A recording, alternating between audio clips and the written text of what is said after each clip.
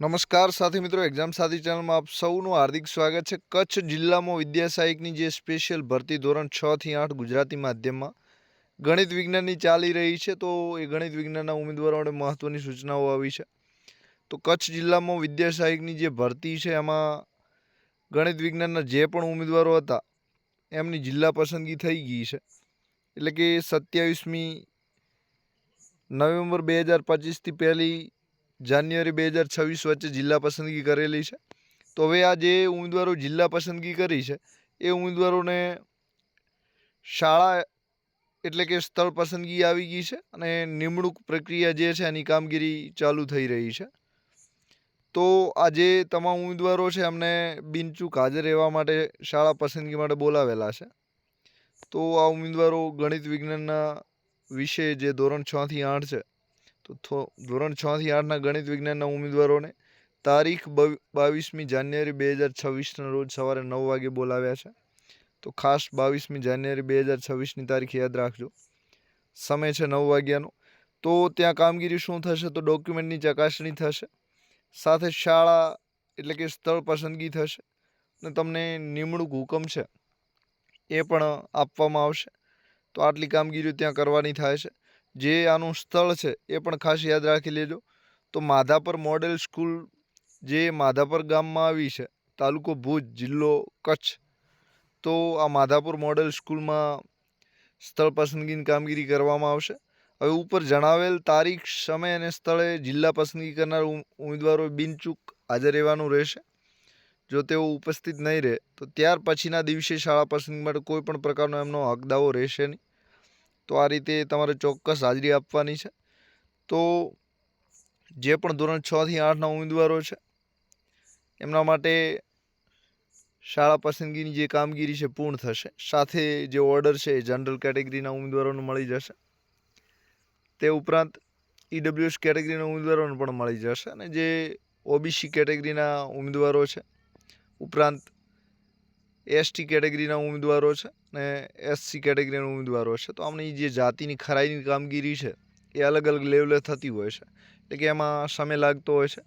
તો એ સમયગાળાનો કોઈ ચોક્કસ નથી, પરંતુ ઓબીસીમાં સામાન્ય રીતે જો ડોક્યુમેન્ટ બીજા બધા જાતિ વેરિફિકેશન લગતા ઓકે હોય તો અઠવાડિયામાં નિમણૂક ઓર્ડર મળી જતો હોય છે। અને જે એસટી કેટેગરી છે એમના ઉમેદવારોને 7 દિવસથી લઈને 2-3 મહિના સુધી ગમે ત્યાં સુધી સમય લાગી શકે છે, એટલે કે કોઈ નક્કી સમય નથી। તો જાતિ વેરિફિકેશનની જે સંપૂર્ણ ડોક્યુમેન્ટની પ્રક્રિયા છે એ એમને મળી જાય છે। તો જે સમિતિ જે તે નક્કી કરેલી છે એ સમિતિ તમને નિમણૂક આપવા માટે ભલામણ કરી શકે છે ને આ રીતે જે ડીપીઓ છે એ ભલામણ કર્યા બાદ નિમણૂક આપી દેતા હોય છે। તો સમય એસટી કેટેગરીમાં વધારે લાગે છે, બાકીની જે કેટેગરીઓ છે ત્યાં 7 થી 15 દિવસમાં નિમણૂક આપી દેતા હોય છે। તે ઉપરાંત જેમણે પણ જિલ્લા પસંદગીની પ્રક્રિયા જનરલ કેટેગરીમાં કરી છે, એટલે કે ગમે તે કેટેગરી ના હોય પરંતુ જનરલમાં લીધું છે, તો એમને આ જાતિ વેરિફિકેશન પ્રક્રિયા કરવાની થતી નથી। તે ઉપરાંત વેઇટિંગનો જે બીજો રાઉન્ડ છે અને એના બાબતે ઘણા બધાને શંકા છે, તો વેઇટિંગનો જે બીજો રાઉન્ડ છે એ પણ આવશે। તો વેઇટિંગનો નિયમ એક જ છે કે 20% જગ્યાઓ સુધી વેઇટિંગ લિસ્ટ બહાર પાડવું, અને વેઇટિંગ લિસ્ટ બહાર પાડ્યા બાદ 20% જગ્યાઓ ઓછામાં ઓછી ભરવી, બરાબર। તો 20% જગ્યાઓ ન ભરાય ત્યાં સુધી આ જે પ્રક્રિયા છે વેઇટિંગની એ ચાલુ રહે છે, એટલે કે બીજો રાઉન્ડ પણ એમાં આવશે। એટલે કે ધોરણ 1 થી 5ના જે ઉમેદવારો છે એ એસસી અને ઓબીસીવાળા ઉમેદવારો નિશ્ચિંત રહે। તે ઉપરાંત ધોરણ 6 થી 8ની જે વેઇટિંગની પ્રક્રિયા છે એ પણ હવે આજે કચ્છની પ્રક્રિયા પૂર્ણ થઈ ગઈ છે, તો તાત્કાલિક ધોરણે ચાલુ થઈ જશે। એટલે કે આજે કચ્છ જિલ્લામાં પસંદગી ચાલુ થઈ છે, તો એ પણ વેઇટિંગની પ્રક્રિયા ચાલુ થશે ધોરણ 6 થી 8ની। તો હવે 6 થી 8માં ઘણા બધા ઉમેદવારો એવા હશે કે કચ્છ જિલ્લામાં જવું કે વેઇટિંગની રાહ જોવી, તો બધું જ તમારા પર ડિપેન્ડ કરે છે તમારે શું નિર્ણય લેવો। તમને લાગતું કે શ્યોર તમે આવી જાઓ એમ છો, એટલે કે મેરિટમાં એકદમ નજીક છો, તો જોખમ લેવા, બાકી જોખમ લેવા જેવું નથી। કારણ કે જે ધોરણ 6 થી 8ની ભરતી પ્રક્રિયા છે એમાં 9 થી 12માં ગયા હશે ઘણા બધા, પણ કેટલા ગયા છે એ આપણી પાસે આંકડો નથી।